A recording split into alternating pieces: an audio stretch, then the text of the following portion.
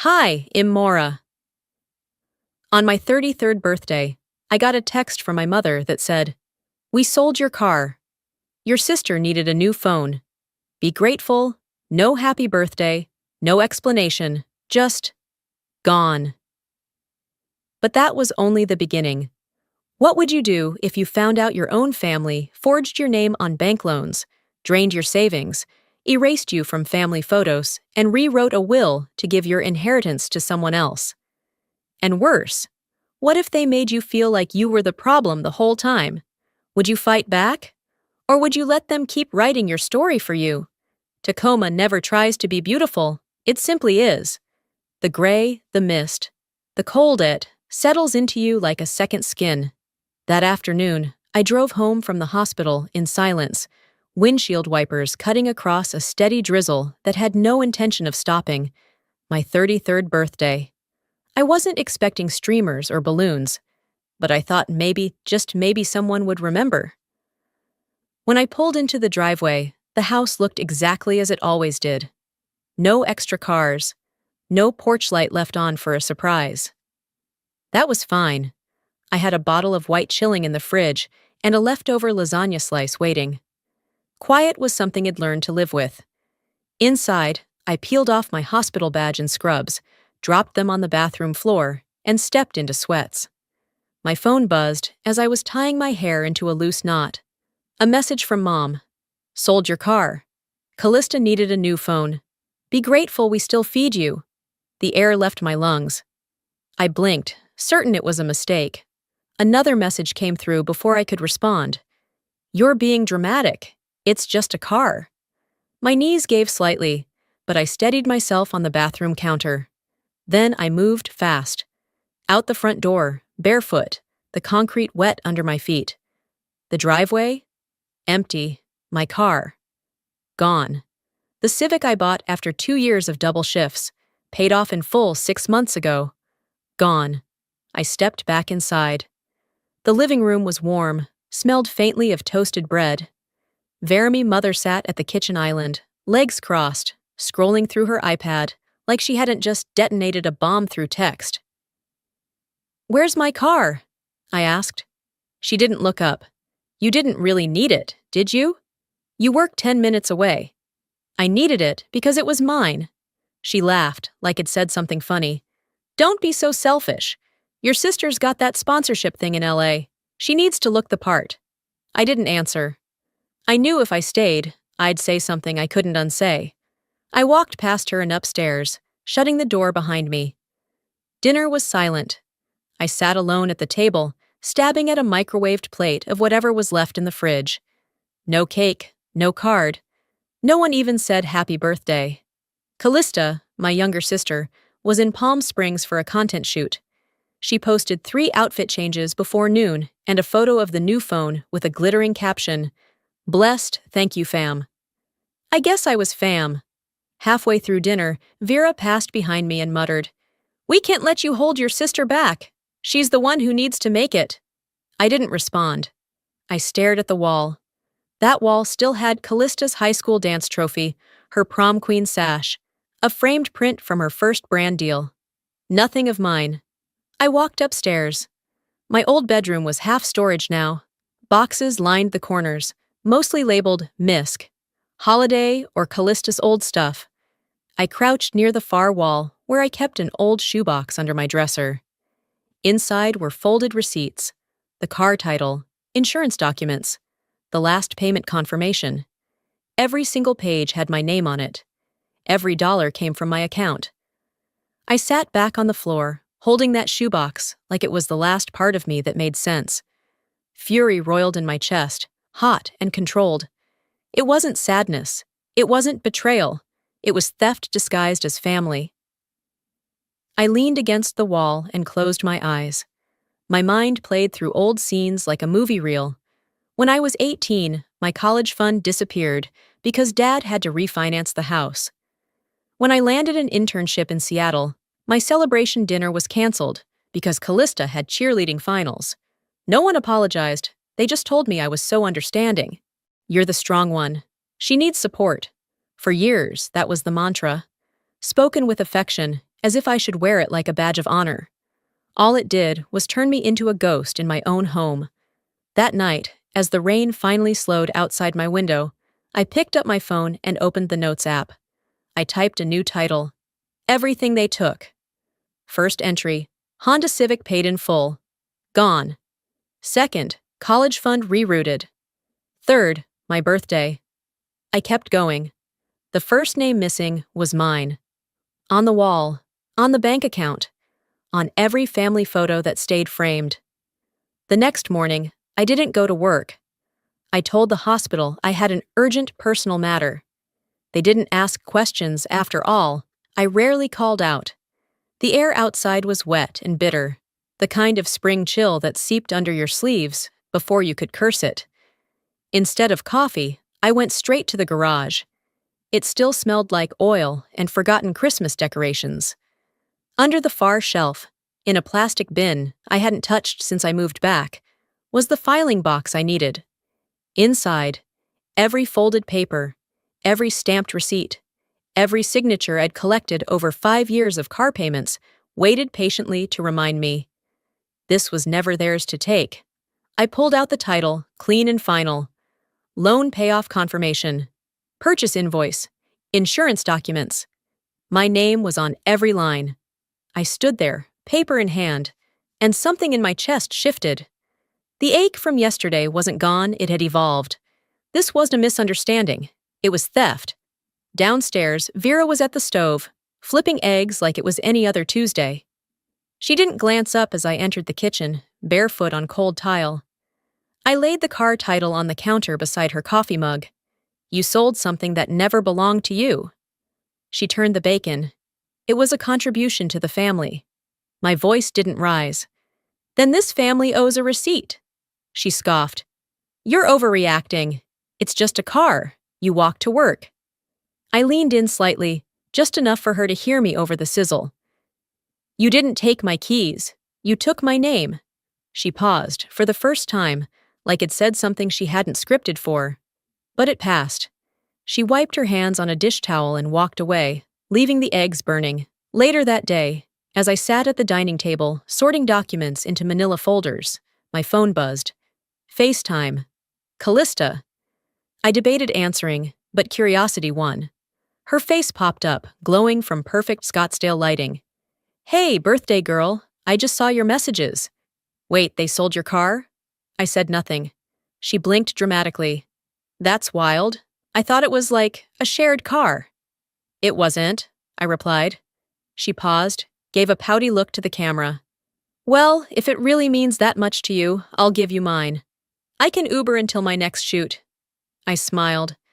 Not because I believed her, but because I finally saw it. How easy it was for her to offer what wasn't hers either. No need. I walk just fine. She laughed like it was a joke, told me she had to go to a poolside networking thing, and the screen went black. Back in my room, I opened my laptop. I started a spreadsheet and named it Assets Paid, Assets Taken. Row 1, 2017 Honda Civic, $21,630. Row 2, iPhone 14 Pro, $1,099. Row 3, birthday, 33rd, 0, zeros, net loss, pride. I scanned each receipt and uploaded PDFs. I photographed the title, the loan closure letter, the maintenance log I'd kept diligently like a badge of adulthood. File name, Wexley Theft, archive.pdf. It wasn't about revenge. It was about clarity, about reclaiming something that had been slowly shaved away over years of being the responsible one. That night, I ate alone again. But I wasn't small. I wasn't invisible. I watched headlights pass through the blinds and thought about how many women like me sat in silence at tables they paid for, next to people who pretended they owed nothing. I stared at the empty driveway. You thought I'd just let it slide. Watch me document every theft in ink. You don't truly notice erasure until you go looking for evidence that you ever mattered. I stopped by the house that morning under the pretense of grabbing a few old files from the hall closet. It was still early quiet enough to make you believe people were kind. I stepped inside without knocking. No one called out, and I didn't call for them either. That kind of familiarity had already faded. As I passed through the living room, something caught my eye, subtle absence in the family photo wall. There had been a space, right between Callista's prom portrait and a shot of her with a dolphin in Cabo, where my graduation photo used to hang. It was gone. In its place was a glossy, framed photo of Callista parasailing in Mexico, all smiles and sun. Professionally printed, centered, perfectly lit. I stood still for a long minute. Then I made my way to the kitchen. Vera stood at the counter, pouring cereal into a bowl like she was auditioning for a commercial. She didn't look up. She never really did. "Where's my graduation photo?" I asked, voice flat. She didn't pause. It was outdated. The new one adds more color to the wall. My jaw clenched. That photo was mine. She shrugged. "It's not like we threw it away. It's probably in one of the drawers." I nodded, turned, and walked out. No fight, no breakdown. But inside, something moved. Not the raw wound from losing something, but the dull press of knowing it was deliberate. Back at my apartment, I pulled out my phone and opened the shared family photo album. I scrolled. And scrolled. There I was, 2 years ago, smiling beside Callista at Thanksgiving. And then, less. Fewer appearances. Then, none. Photos from family gatherings, where I was holding the camera, but never in front of it. Birthdays I hadn't been invited to. Weddings where my RSVP was pending because no one bothered to ask. It wasn't deletion. It was quiet replacement. A slow fade into the background, like they hoped it'd vanish without complaint. That night, I was folding laundry when Jess texted. Jess had been my friend since high school, the kind of person who never deleted old files or changed her number. "Look what I found." This popped up on my external backup drive. "Remember this?" She sent a link. A video. I tapped it. Heart already tight. It was my 26th birthday. I hadn't remembered much of that day until the footage started playing. I stood in front of our family and a few neighbors in the backyard, holding a paper plate of cake. I had just started thanking everyone, voice shaky but trying. Then, before I could finish the second sentence, my father's voice cut in. "Let's save time, Callista just signed a modeling contract. Can we get a round of applause?" The camera turned. Everyone clapped. I vanished off screen. The video ended there. I watched it again. And again. Not out of disbelief, but because something in me needed confirmation. Not just that it had happened, but that I hadn't imagined the pattern. That I had been removed, one story at a time. I opened my notes app. Footage from 26th birthday. Timeline of dismissal. Confirmed. The next morning, I returned to the house with a framed copy of my college acceptance letter. It was still in the manila envelope from the university, edges curled with age. I stood in front of the family photo wall and, with deliberate calm, placed it next to the parasailing shot. No announcement, no grand gesture, just that. Later that day, Aunt Lenora came by to drop off something. She noticed it immediately. She didn't say a word, just nodded. That was enough. And once I saw how deep the rot went, I knew I couldn't unsee it or pretend it wasn't aimed at me. The first warning came in the form of a declined transaction. I was trying to pay my internet bill, same account I'd always used. Declined. I checked the number again, tried a different card, same message. My stomach didn't drop this time. It hardened. Back home, I logged into my online banking. What I saw wasn't just suspicious, it was surgical. My personal savings had been sliced with quiet precision. Transfers labeled vaguely. Family emergency. Household rebalance. Callista fund. And there, glowing like a slap in my face, was a new joint account listed under Household Langley. My name was tagged as co-owner. I hadn't opened it. I hadn't signed anything. But someone had. That afternoon, I walked into my local branch and asked to speak with a manager. I'd been with this bank since college. They knew me. The woman, polite and pleasant, clicked through the screen. She frowned. "It looks like this account was opened a few months ago, Mom, with your father as primary. He brought a letter authorizing the connection, signed by you." My voice stayed level. "Can I see the letter?" She printed it. The signature at the bottom looked like a child trying to mimic cursive. Not even close. My name bent at odd angles, ink too dark like someone pressed too hard while copying. I thanked her, folded it carefully, and slid it into my leather folder, already full of dates and receipts that proved one thing: this wasn't neglect. It was design. Back at my apartment, the rain had returned, tapping against the windows like a metronome for dread. I pulled up my credit report. There it was.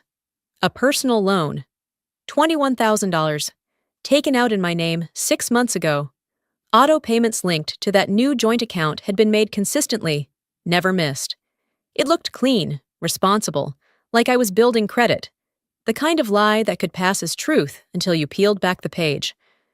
I stared at the screen for a long time, then picked up my phone and texted Nina, a friend from college who now worked as a paralegal. She replied within minutes. "Come by in the morning." Well, sort it. That evening, I sat on my couch with a yellow legal pad not to vent, but to list. The full scope: $21,000 loan, forged signature for joint account, multiple transfers from personal funds. No consent, no notification. The pen trembled in my hand, but not from fear. From control. I wasn't breaking. I was building something one line item at a time. The next morning, I met Nina in her office downtown. She didn't flinch when I handed her the paperwork. She just nodded. "This is fraud, identity theft technically. But when it's family, it gets complicated." I exhaled. What do I do? First credit freeze, then file an incident report with the Bureau. You can request a forensic signature analysis too. She looked at me. If this were anyone else, Maura, you'd have sued already. I didn't answer. But I was done thinking blood excused betrayal. That night, I sat in bed with a cup of tea and my journal. Not the one I wrote feelings in. The one I used to remember who I was before people tried to edit me. I flipped back to a quote Vera had written in my freshman yearbook. "She's strong. She always figures it out." I wrote beneath it, "Strength is not letting them rewrite your name on a loan you never asked for." The following evening, I showed up for dinner. Same table, same air of passive civility. No one mentioned the account. No one acknowledged the missing money. But when I passed Vera in the hallway, she paused. Her eyes met mine, just for a second. She knew. Harlan said grace that night. I kept my head bowed, but I wasn't praying. I was memorizing the silence. How thick it felt, how much it said. They didn't know what I'd uncovered, but they could feel it in my posture. I wasn't angry anymore. I was prepared. I knew they wouldn't stop, not because they needed to destroy me, but because they needed to keep the version of themselves they sold to everyone else. Vanessa picked the calf. I hadn't seen her in a few years, maybe since her wedding. Downtown Tacoma had its usual buzz brunch crowds, people walking dogs in puffer vests. I arrived early, and she was already there, stirring iced tea and not meeting my eyes. We caught up about nothing. Work, weather, the quality of espresso these days. Then she cleared her throat and said, "I need to tell you something." I waited. "Your parents opened a Macy's credit line under my name. It was about 6 years ago. Everything inside me froze." She rushed to explain. I didn't say anything because I was scared. I got a call from collections, and when I confronted them, they said it was an error. I didn't press charges. I didn't want to cause drama. I felt myself nodding, not because I understood, but because I recognized the pattern. They had used her, too. Vanessa, the girl who once braided my hair before prom. She didn't owe me an apology. I still whispered, "I'm sorry." She gave a small smile. "I figured you didn't know, but maybe it's time you do." Later that night, I sat at my kitchen table with a half glass of wine and a message from Aaron Callistas' ex-boyfriend. He and I had only spoken twice before, but his email was clipped, cold and loaded. Subject: Things you deserve to know. Attached: screenshots of text exchanges between him and Vera, photos of receipts, even an invoice for social media consulting under a fake LLC Vera created to fund Callista's follower growth. The brand deals were fake. They bought followers, bought comments. Everything's been staged since 2020. The kicker? A check written from my name, forged, sent to a dealership to cover Callista's gifted car. Every curated post, every sparkle-infused caption built from my stolen credit. I stared at the screen for a long while. Then I opened a new document. Not legal, not evidence, a letter. I started writing, not to vent, but to clarify. You've built a house of mirrors, and I was the floor you walked on while painting the ceiling gold. Line after line, I dismantled the illusion they had constructed. How my identity had been bartered to buy perfection. I didn't plan to send it, but I printed it, folded it, and added it to my folder. A few days later, I drove to the house. No plan for an ambush. I just wanted to speak, to finally set the record straight. Dinner was over, the table cleared. Vera was folding a napkin when I walked in. "Maura!" she beamed. "You should have told me you were coming. I would have saved you a plate." I placed my folder on the counter. "If you touch another document with my name on it, I will take it to court." Her smile twitched. "This is no longer emotional. It's legal." Harlan entered the room mid-sentence, froze. Callista trailed behind him and stopped in the doorway. No one moved. "I have copies. I have timestamps. Don't make me prove it to people who don't already love you." Vera scoffed. "We made you who you are. Don't forget that." I took a step closer. "If that were true, you wouldn't need to lie about it." I didn't slam the door when I left. I didn't raise my voice. That kind of noise always served them more than me. The air outside smelled like salt and leaves. Autumn was coming early. Back at home, I renamed the file on my desktop from Wexley Theft Archive.pdf to Wexley Truth Timeline PDF, because this wasn't just about what they took anymore. It was about what they couldn't erase. That night, I backed up everything to a hard drive, the old one I'd labeled Private Archives in black marker years ago, when I still thought keeping evidence was about self-preservation. This time, it wasn't just backup. It was preparation. I made 2 copies. One I kept in the desk drawer with a coded label.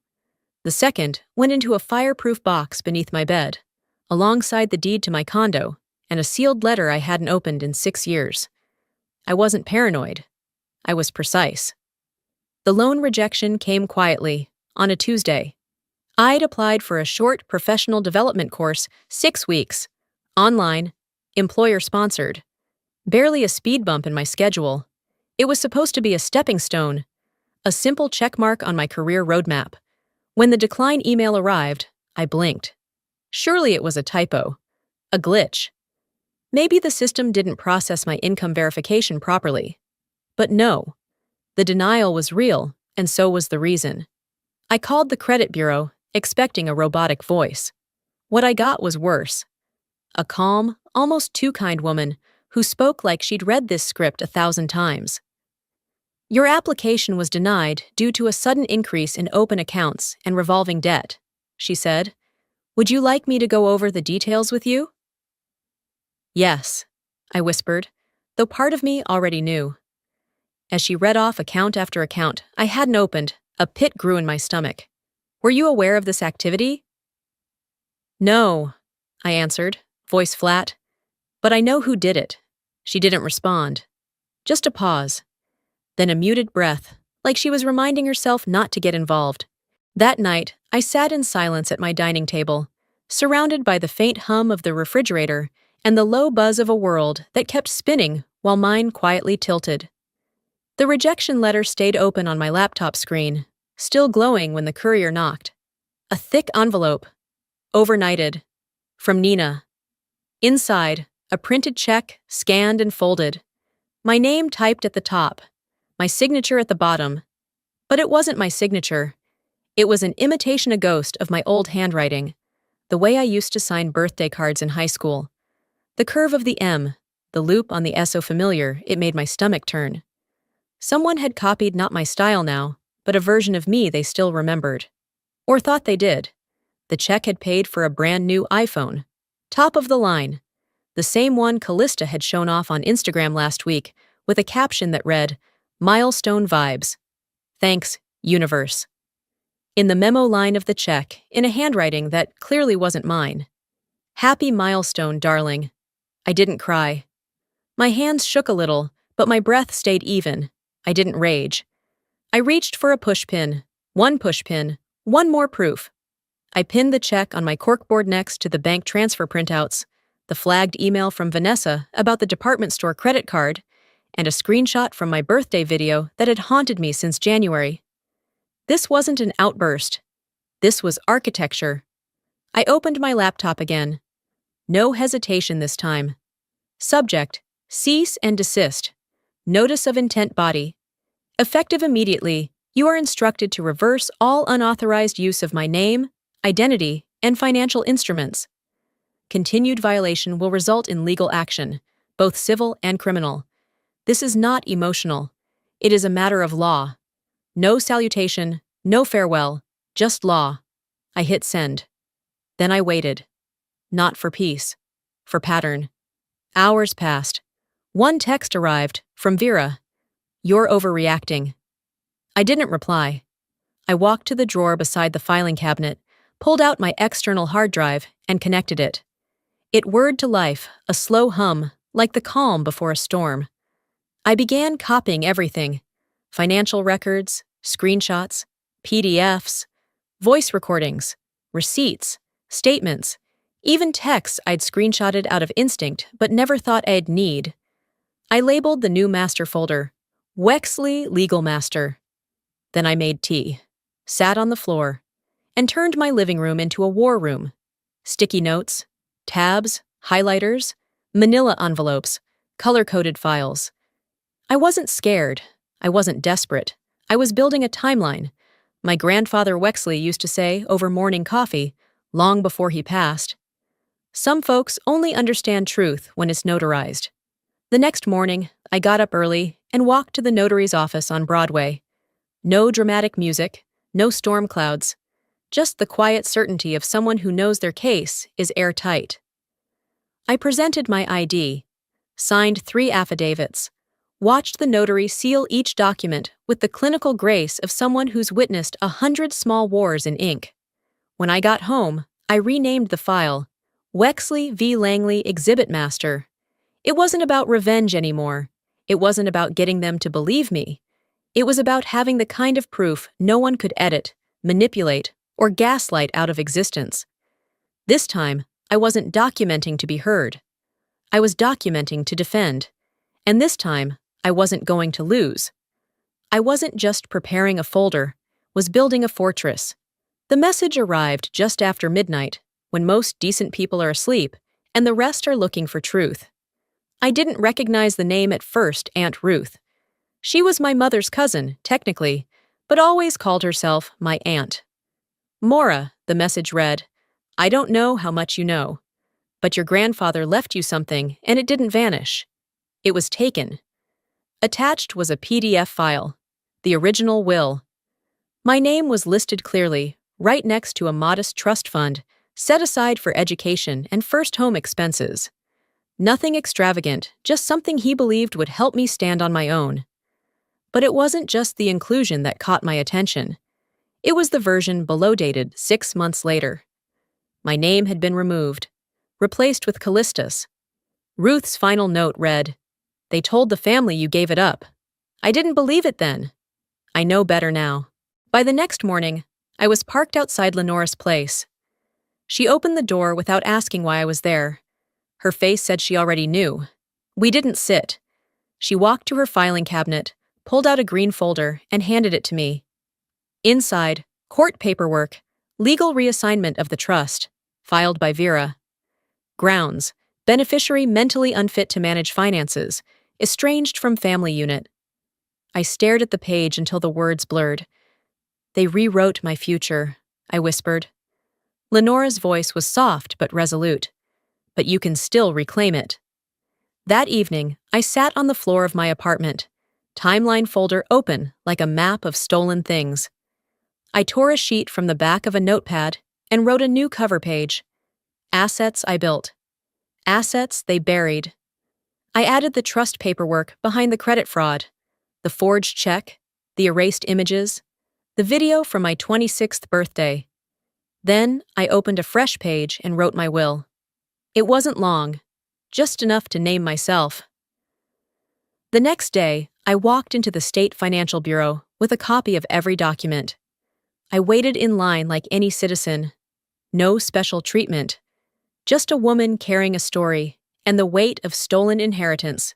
The clerk skimmed the file, paused. "This involves your parents?" I didn't flinch. "This involves perpetrators." I signed the statement, left my contact info, and walked out. As the doors swung shut behind me, it didn't feel like closure. It felt like a door slamming on someone else's story. That night, I was folding laundry when I heard the knock. Callista stood on the other side of the door, holding a folder. She looked smaller. Not thinner, not weaker, just less curated. "I didn't know," she said, eyes already brimming. "Mom said it was always mine." I didn't raise my voice. Then ask her to prove it under oath. She didn't argue, didn't cry, just turned and walked away. And for the first time, I didn't wonder if she'd ever come back. Later, I added the new files from Ruth and Lenora to the folder. Then I opened my laptop, turned on the webcam, and hit record. I didn't dress it up, no makeup, no lighting tricks, just me. My words, my version. I named every action, every manipulation, every forgery. I showed documents, read out dates, and ended with a sentence I hadn't rehearsed. This is the version that will remain. That night, I slept for the first time in months. Not like someone victorious, but like someone unburdened. I didn't have to prove I was telling the truth anymore. I didn't have to convince people who had already decided I didn't matter. For the first time in what felt like forever, I didn't carry the weight of needing to be believed. The group text came the next morning. "Thursday, from Vera. Family brunch this weekend at the house. Let's reconnect, for unity." The word unity made my stomach churn. As if we hadn't just spent the last 6 months buried in legal filings, forged documents, and whispered betrayal. Unity? After a hijacked trust and years of silent sabotage? Still, I didn't delete the message. I didn't respond either. Instead, I opened the file on my desktop financial misconduct, MW.PDF, and printed 5 clean copies. Each was clipped neatly, labeled at the top in bold font. Timeline of financial misconduct, Maura Wexley. I placed them in a folder bag, zipped it shut, and went back to sipping my tea. Sunday came with blue skies and trimmed hedges. The Langley driveway looked like a postcard, every detail curated to perfection. As if the family was trying to put itself back together with landscaping and cinnamon rolls. I pulled in just before noon, parked at the edge, near the mailbox, got out, folder bag in hand, breath steady. The door opened before I knocked. Callista. She looked fragile, puffy eyes, barely their mascara clinging to the outer edges of her lashes like the last survivors of a storm. "Hey," she mumbled, voice thin as tissue paper. I nodded. Didn't slow down. Walked past her and into the home I was raised in, but never really belonged to. Inside, the scent of brunch was thick cinnamon, syrup, and something citrusy. But beneath that was tension. That quiet vibration you can only feel when people are pretending too hard. Vera emerged from the hallway, arms wide like a greeting card. "Look who's come home," she said, voice syrupy and brittle. I didn't hug her. I didn't smile.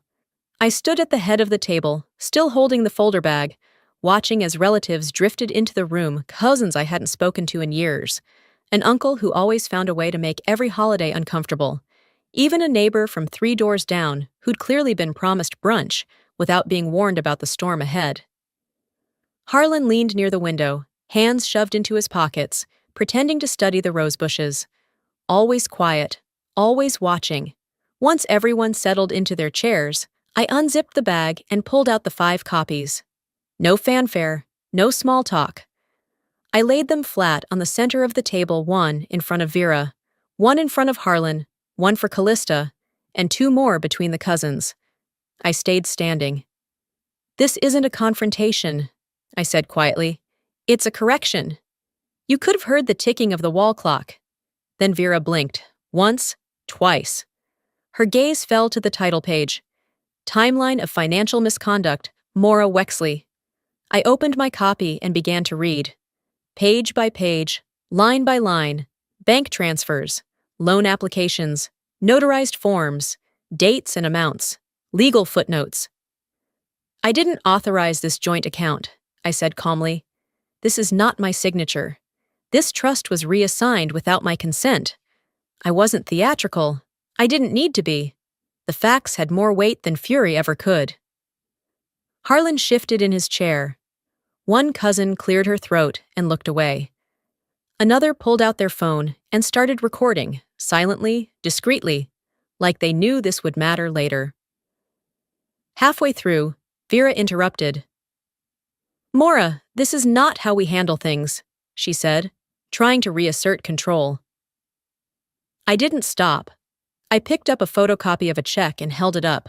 This check, I said, was used to buy Callista's iPhone. Memo line says, "Happy milestone, darling," signed under my name. Callista's jaw dropped, her fork clattered against her plate. You're saying Mom used your name for that? I met her eyes. For a second, I saw the child I once babysat. The teenager who used to sneak into my room when she was scared of storms. The adult I had tried to protect. I'm saying, I replied. I was erased so someone else could shine brighter. She blinked, tears welling up, but it wasn't defensiveness. It was confusion, pain. Why didn't you tell me any of this? She whispered. I inhaled to answer, but Vera slammed her hand on the table. This is family!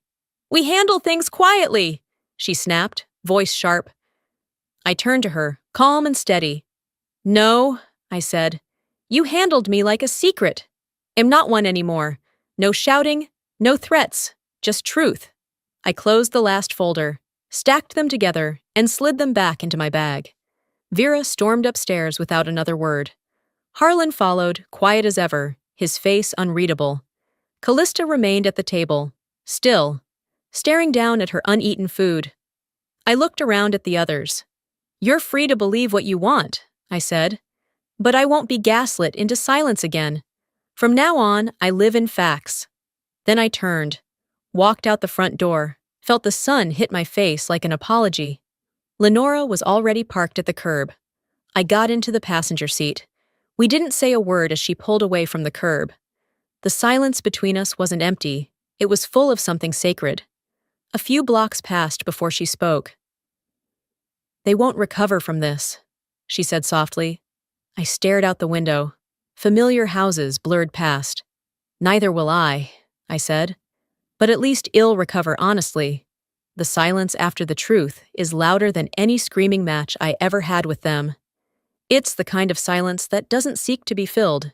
It settles, lingers, and somehow says everything. I woke to the sound of rain tapping gently on my bedroom window. It wasn't a dramatic storm, just that soft, rhythmic drizzle that seems to understand what you're feeling. That kind of rain arrives without warning, stays just long enough, and leaves behind the scent of something washed clean. I stayed in bed longer than usual, eyes tracing the ceiling of my apartment, the place I now called home. It was quiet, safe, mine. And for the first time in a long time, I didn't feel like a guest in my own life. The weight I'd carried for decades hadn't disappeared. It had just changed shape. The pressure in my chest, once so sharp and unrelenting, now felt like a memory of pain rather than the pain itself.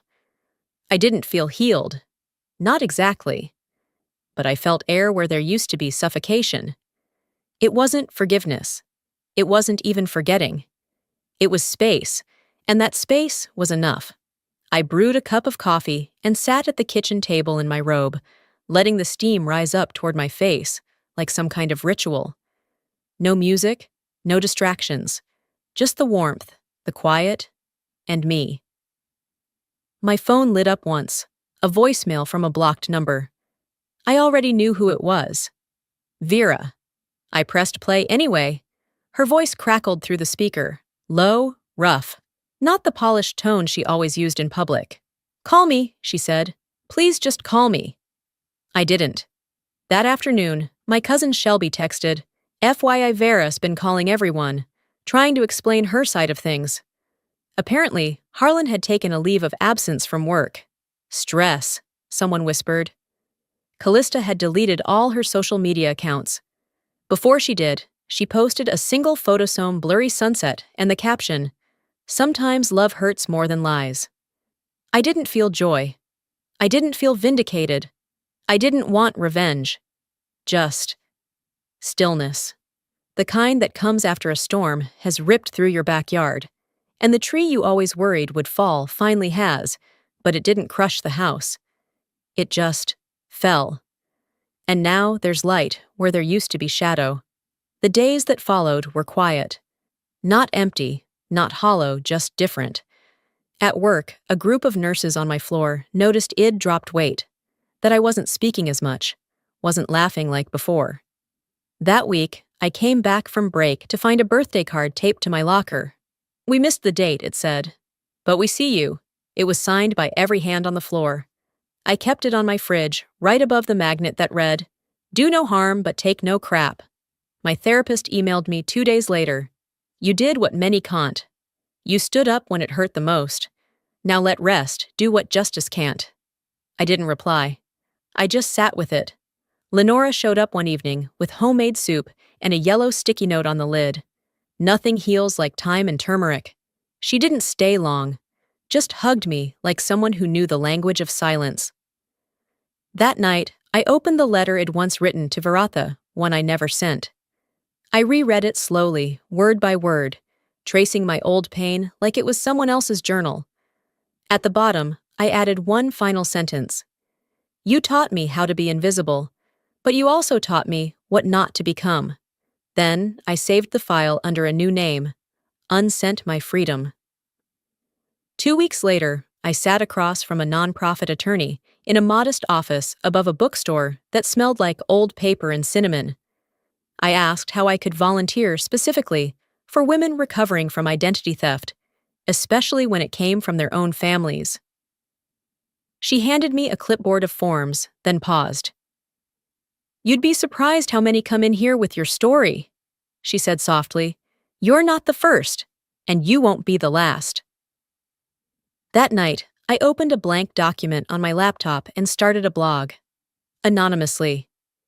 I titled it, Daughter Unwritten. I didn't write because I needed followers. I wrote because, for the first time in my life, I felt like my voice didn't echo into emptiness. I wrote to remind myself I wasn't alone in the room anymore. And then, on a quiet Sunday morning, I put on my coat, tucked my hands into the pockets, and walked past my childhood home. A for sale sign was staked in the front lawn, flapping weakly in the wind.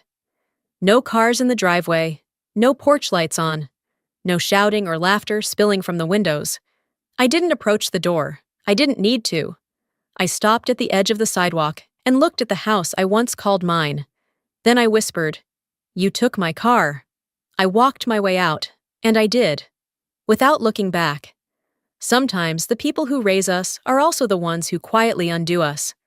I spent years mistaking silence for strength and loyalty for love.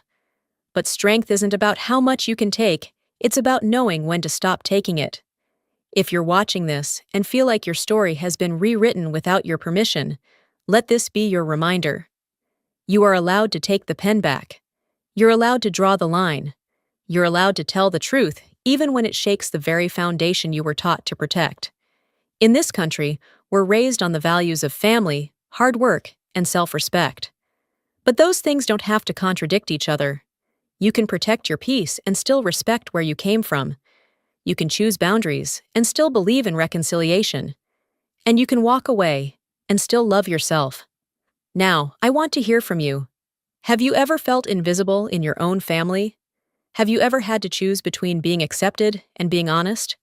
If this story resonated with you, comment number 1 or tell me where you're watching from. And if you didn't like the video, tell me why. I want to learn from your experience too. If you want more stories that make you think, feel, and maybe even heal a little, subscribe to this channel so you don't miss the next one. Because sometimes one voice telling the truth is all it takes to help someone else find theirs.